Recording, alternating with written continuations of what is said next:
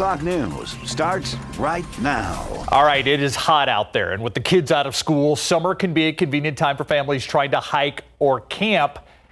Can't imagine doing it right now. The heat beating down on us can have deadly consequences. Garrett Berger talked with a wilderness medicine expert about how to still get out there and stay safe.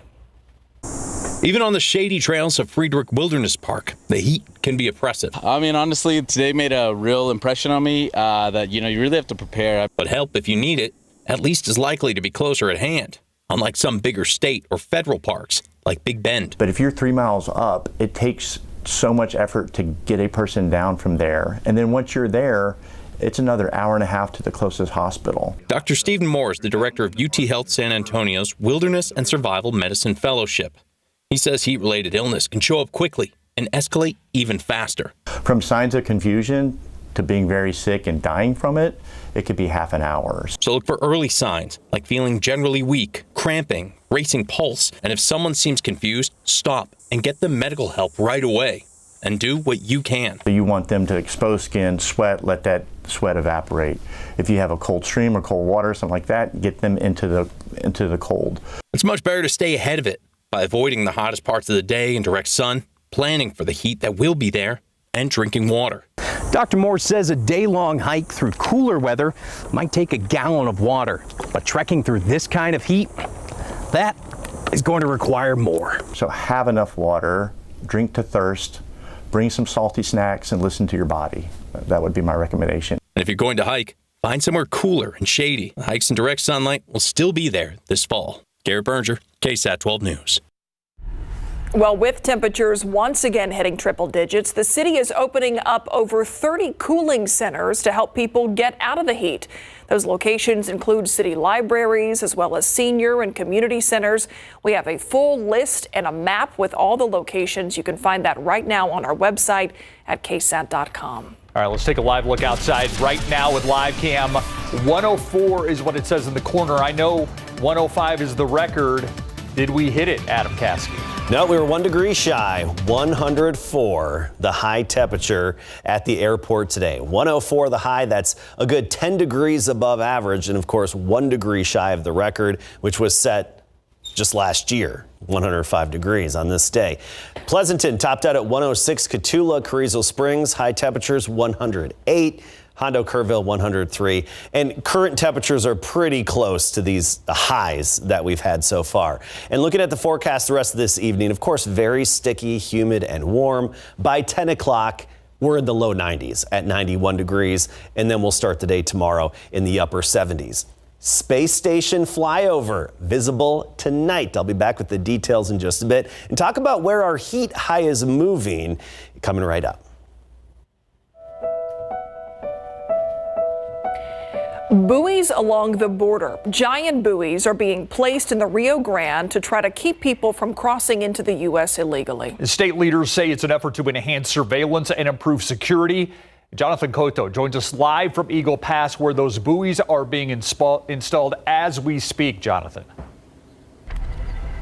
That's right, Steve Myra. Now, we know DPS has been overseeing the installment of what they're calling a marine barrier. They tell us the buoys will play a crucial role in their efforts of securing the border. And we also know that they'll be placed along strategic areas of the Rio Grande, and they're hoping that it'll deter migrants from even stepping foot inside the water. And I want you to take a look at your screen right now. These are aerial footages that our photojournalist Eddie Latigo was able to retrieve. Our drone video shows areas of the Rio Grande that have seen a high number of migrant crossings. On one side, the Mexican state of Coahuila that stands across Eagle Pass. Now, strategic areas of the Rio Grande that divides the two will soon be dressed by orange buoys.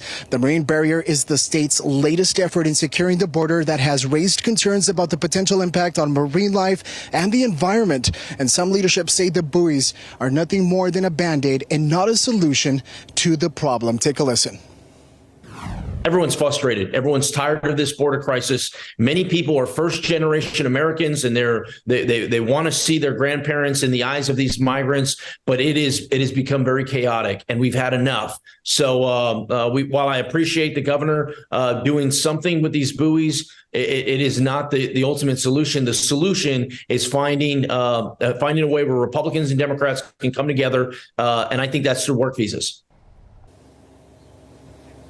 Lieutenant Christopher Olivares with the Texas Department of Public Safety says the buoy should discourage migrants from crossing into the U.S., but says some attempts will still be made to cross the river despite the barrier and the dangers that exist. Now, Steve and Myra, I have to tell you, these buoys are relatively large. We've been keeping an eye out on the workers that have been working here at this staging area. In some cases, I've seen buoys come up to the shoulder of some of the workers that have been out here loading them onto trucks. But once installed, these buoys are expected to cover at least 1,000 feet along the middle of the Rio Grande. Now, a lot of people have been asking, folks can just easily swim under them. Well, we're told they will be netted and anchored down to the riverbed. Reporting live from Eagle Pass, Jonathan Cotto, KSAT 12 News.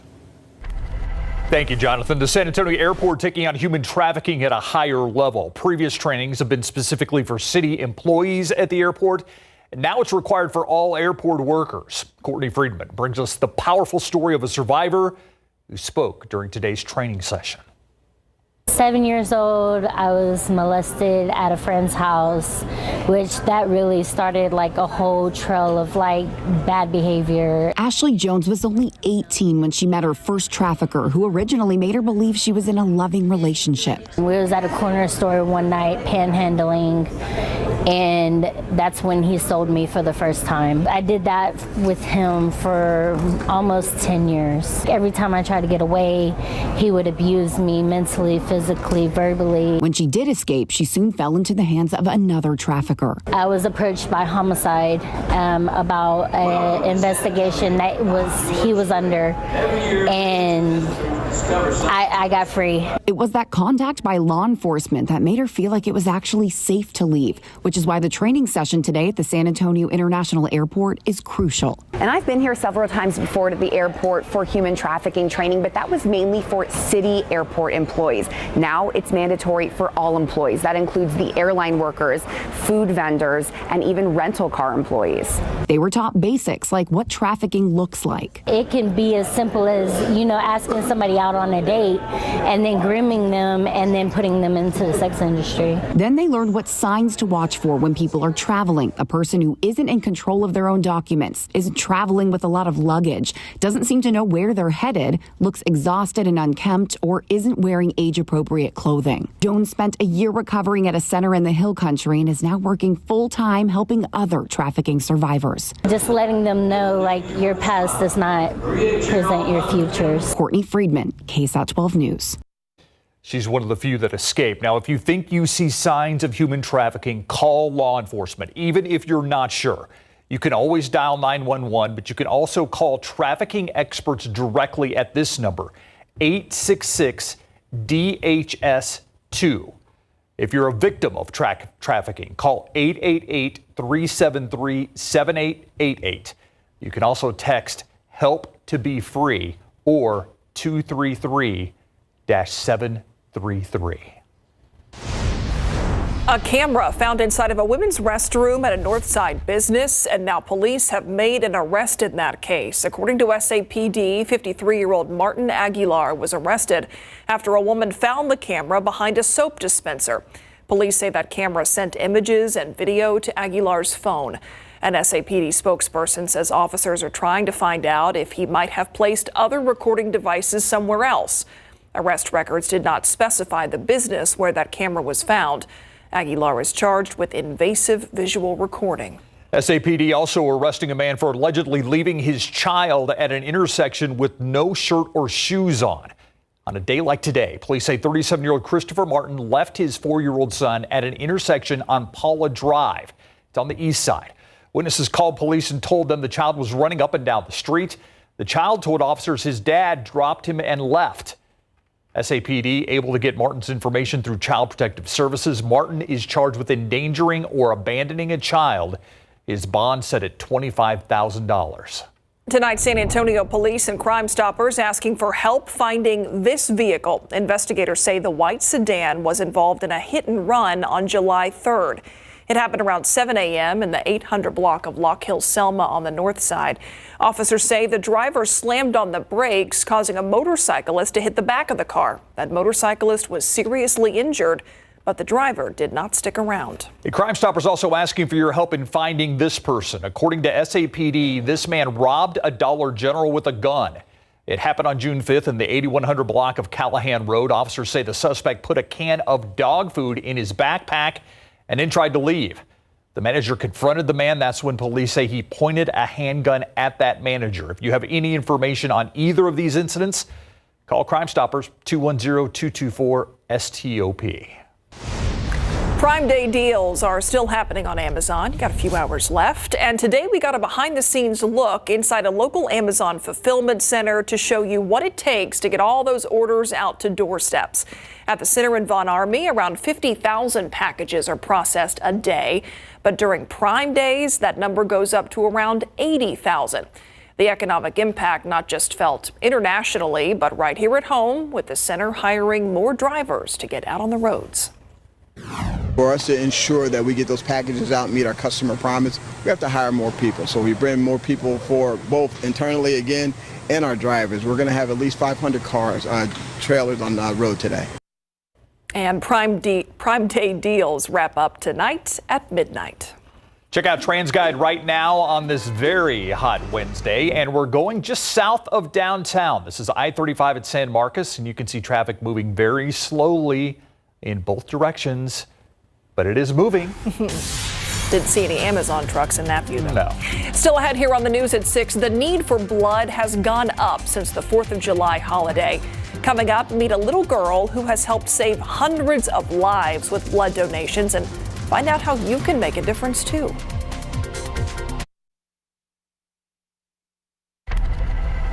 Here's what we're working on for you tonight on the Night Beat. A mother's heartbreak. 3 months after her daughter's death and her ex-husband's arrest, a San Antonio woman reacting to his indictment in that deadly attack. And Prime Day deals may mean prime time for package thieves, the pointers from police to protect your new purchases. And a San Antonio ice cream shop is struggling to stay cool in the extreme heat. The steps the owner is taking to stay open without sky-high electric bills. It's tonight on the Night Beat at 10. The blood supply in San Antonio has seen a significant drop over the last few weeks, especially after the 4th of July holiday. Max Massey explains the need and introduces us to a young woman who's donated almost a gallon of blood in the last 3 years. I also want to thank the people that donated to help him save his life, because those people inspire me too, along with my dad. Renee Reyes started donating blood during her freshman year of high school after her father needed heart surgery. Because someone donated blood and he was able to have those blood transfusions, that saved his life. And in the last 3 years, Renee has stepped up and helped out. She's a great kid, has saved over 21 lives now with her blood donations. Her next donation will be a gallon donation before she's even 18 years old. Donating is fast, it is easy, and of course, your donation can help save lives. If you're willing and able through the course of the summer, Renee has a special message for you. My message is just to get out there and donate, because I mean, even if you're scared of needles, you're helping someone else who really needs it, whether that's an adult or even a child. You're saving someone's life, or you're improving their lives or their quality of life. And that message really needs to be heard this summer. We see almost a 30% decline, especially during the holidays and the summer break. As high schools are out, people are on vacation. So we're asking individuals if they have an hour of their time to come in and donate, because the summer need is always great. Donations like Renee's help people across our community. The majority of our blood goes to people who have ongoing diseases, ongoing blood disorders on a regular basis. People who are going maybe through pregnancies, mothers who are having complications and need blood, people who have sickle cell anemia. As for Renee's dad, thanks to the blood donations, he's doing well. He's all great, back to his normal self. Max Massey, KSAT 12 News. Okay, this is pretty cool. To address this pressing need of blood donations, the South Texas Blood and Tissue Center has announced the launch of a Pint for a Pint campaign. In exchange for a pint of blood, all donors will receive a voucher for a pint of H-E-B Creamy Creations ice cream. Who doesn't want that right now? Yeah. In addition, donors who give blood at the blood drive could also receive a luck of the draw H-E-B gift card valued at up to $150. You can sign up and find out some more information right now on KSAT.com. Ice cream. All right, let's take a live look outside right now. 104. Actually, we're coming back to us. 104 is really hot. Yeah, we're melting. Yeah. And the ice cream. I was going to say, you said ice cream, right? I missed everything else in Yes. between there. It is hot. It's going to stay hot. Our heat high is moving west, though, and that's going to actually heat things up more for our friends in the desert Southwest. We'll talk about that in a moment. First of all, we do have a space station flyover visible this evening. Set your alarm. 9:28 p.m. is when it starts. It's only going to last 7 minutes. It's going to appear over the southwest horizon at about 10 degrees above the horizon, and then get up to about 57 degrees and disappear over the northeast. So look to the southwest at 9:28 p.m. It looks like a really bright star just quickly moving through the sky. Some would say it looks like an airplane minus the flashing lights that's moving high up in the sky, but it's moving a lot faster than an airplane, we'll tell you that. Take a look at our visible satellite. Viewing should be great for us this evening. We have clear skies overhead, not a cloud to obscure the International Space Station flying overhead. There is some shower activity in far west Texas and New Mexico, and you see some of that leftover activity in Louisiana and southern Arkansas, and even in the Midwest, there have been some thunderstorms overnight and into today as well. That's where the action is. It's all around us, not over us. We have the heat high influencing us still, and that, of course, is helping us get into the triple digits again. 104, our temperature now. That's the high for the day. Junction following suit. Abilene, 107, along with Midland. Lubbock, 108. Laredo beating them by 1 degree at 109. Now, I do want to point this out. Notice we've got fairly similar temperatures across the state as the desert Southwest. Actually, Las Vegas, 106, and Phoenix at 108. Now, the heat high is going to be centered over Las Vegas and California as we get into the weekend. That's going to soar their temperatures. We're going to stay pretty much the same, but they are going to spike. Las Vegas, I was looking it up, the going forecast from the National Weather Service on Sunday is 116. That's 1 degree shy of the all-time record high temperature in Las Vegas. So not just hot, but we're talking all-time record challenging heat in parts of the Southwest as we get into the weekend. Then the center of that high creeps eastward into next week, and it's going to elongate itself a little bit more in North Texas. For us around here, right around 103 for the high temperature, but when you factor in the humidity, it's going to feel like it's closer to 110, and that's the problem. The heat index, the dew points, still well into the 60s, and that means it feels like 109 right now at the airport in town. Hondo feels like 110 along with Comfort. New Braunfels feels like 113. When you factor in the humidity in Cotulla, even feels 1 degree warmer than that at 114. Tomorrow morning, 79 degrees, a decent amount of cloud cover early to start the day, and then by noon, we're at 93, but feeling like it's 104. Nothing but sunshine, 103 at 4 o'clock tomorrow, but feeling like it's closer to 110. Basically, add on a good 5 to 8 degrees to the air temperature to get your feels like at any given time. Actual air temperature, we should be 107 in Del Rio tomorrow. Canyon Lake, 103. Lavernia making it to 105, and Elmendorf, 104. Notice record challenging heat. Saturday, the record's 102. We're forecasting 103. Sunday, the record is 103, and we're forecasting a degree shy of that. So record challenging heat. It is still a yellow day from CPS Energy. That's not supposed to be up there. Anyway, whatever. We'll get to that information coming up later. All right. Thank you, Adam. All right, so imagine it's your rookie year and you make the All-Star team. That's what happened to a kid right from South Texas. Yeah, Josh Young from MacArthur High School went to Texas Tech later on. Young man made his All-Star game debut last night as a rookie, and he was also mic'd up during batting practice, which is pretty cool. And Dom Barlow is having himself a solid summer league right now coming up.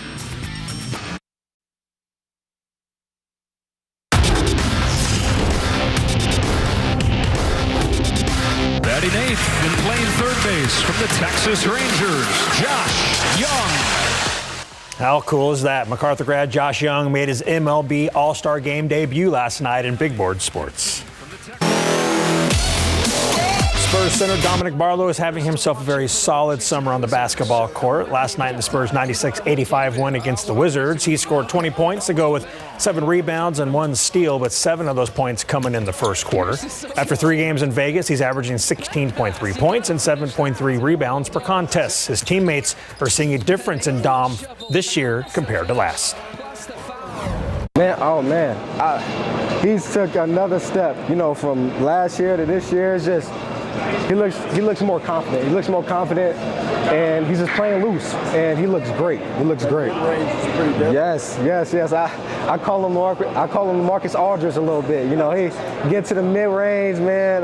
But he's been great for us. The effort plays, and he's always played with a bit of juice, but I think he's really defined in setting screens, rolling, trying to just be in those right dunker spots, all that little stuff, which is basketball IQ, I guess. And I think he's done a good job of trying to take all that in, stick to his role, and give it everything he's got. And I think it's looking good because it's coming together. Spurs will continue Summer League play Friday night with the Pistons, 8 p.m. tip local time from the Thomas and Mack Center, and the Pistons will play the Raptors tonight.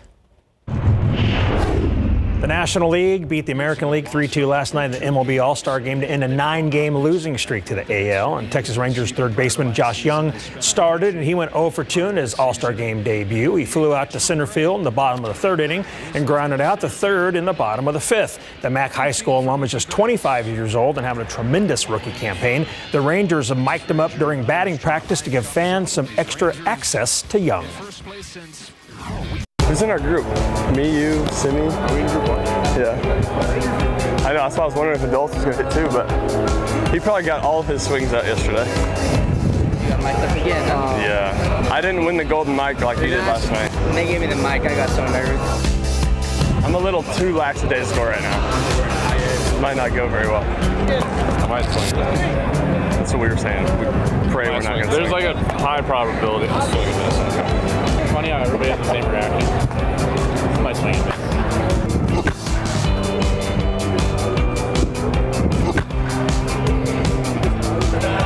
These balls hard? Can't tell. Out of breath? Oh, there's the foul ball. The second half of the MLB season starts Friday night. The Guardians will play at the Rangers, 7:05 p.m. at Globe Life Field. And the Astros will play at the Angels Friday night at 8:38 at Angels Stadium. After Memphis's result, we reflect, we learn, we grow, and then we have a plan in place for El Paso. Ella Marcina and San Antonio FC will play at El Paso Locomotive FC tonight at 8 in the 2023 Copa Tejas. SAFC and El Paso sit 2-3 in the USL Championship West standings, each with 31 points. So I'm going to say it's a big match. Yeah, let's hope they beat El Paso. Absolutely. Yeah, derail the Locomotive. There, that's what I'm thinking. We'll be right back.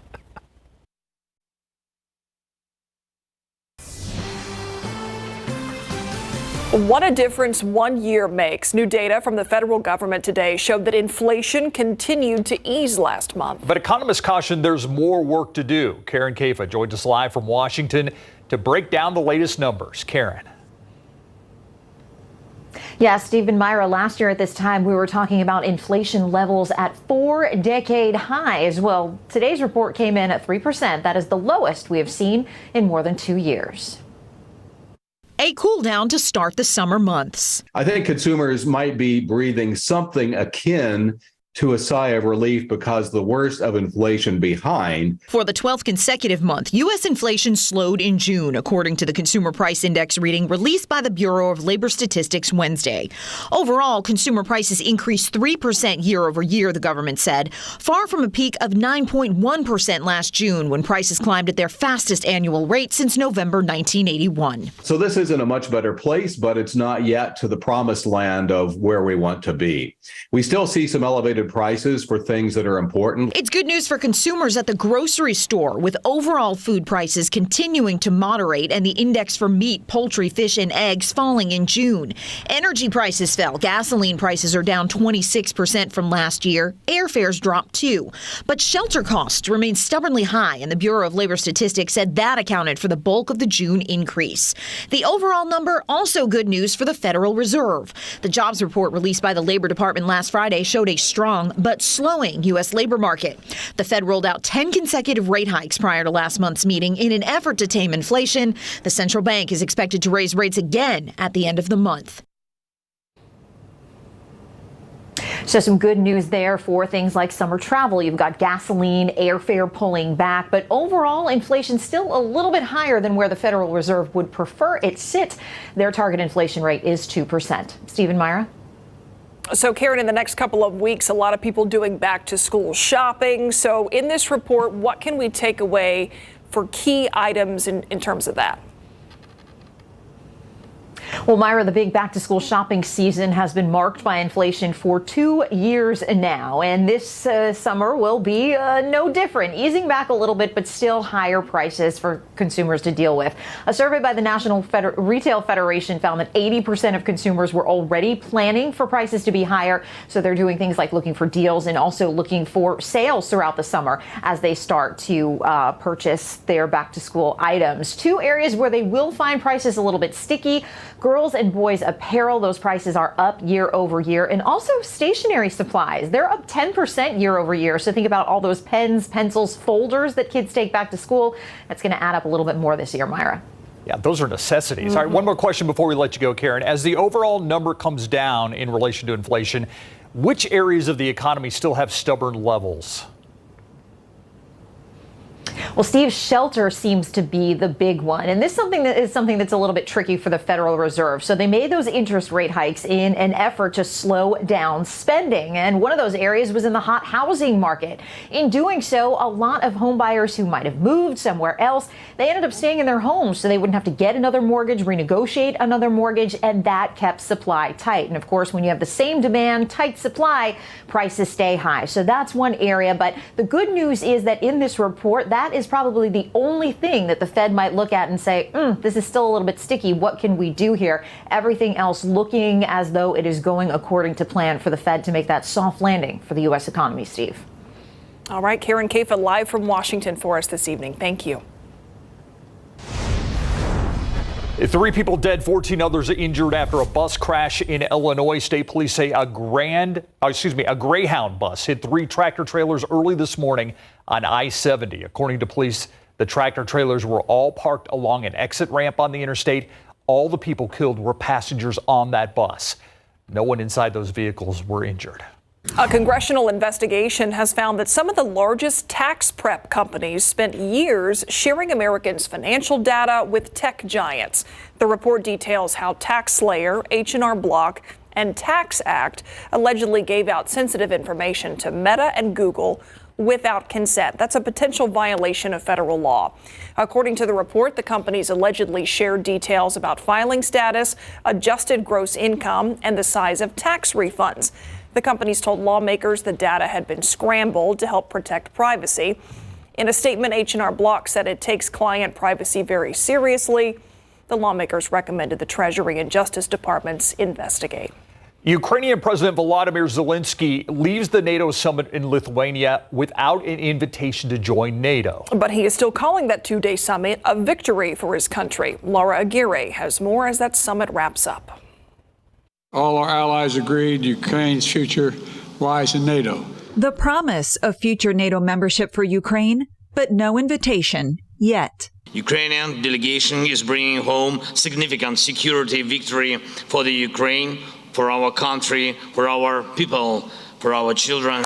Victory in the form of substantial security guarantees and aid, confirmed by G7 leaders Wednesday, designed to strengthen Ukraine's economic and military resilience against Russia's aggression. You have to know that you spend this money for not just for fighting. You spend this money for our lives. I hope we finally have put to bed the notion about whether or not Ukraine is welcome in NATO. It's going to happen. Still, no timeline was given as NATO leaders balanced diplomacy and global security. If Ukraine were admitted to NATO today, that would mean NATO would be at war with Russia today. But the alliance did commit to streamlining Ukraine's path to membership. In Russia, the Kremlin issued a warning regarding summit events Wednesday, saying NATO security guarantees for Ukraine would only endanger Europe's future for years to come. A warning that didn't dent U.S. resolve. We will not waver. We will not waver. I'm Laura Aguirre reporting. Is still ahead. Vermont continues to deal with severe flooding hitting that state. A look at the water rescues and evacuations happening now. Next.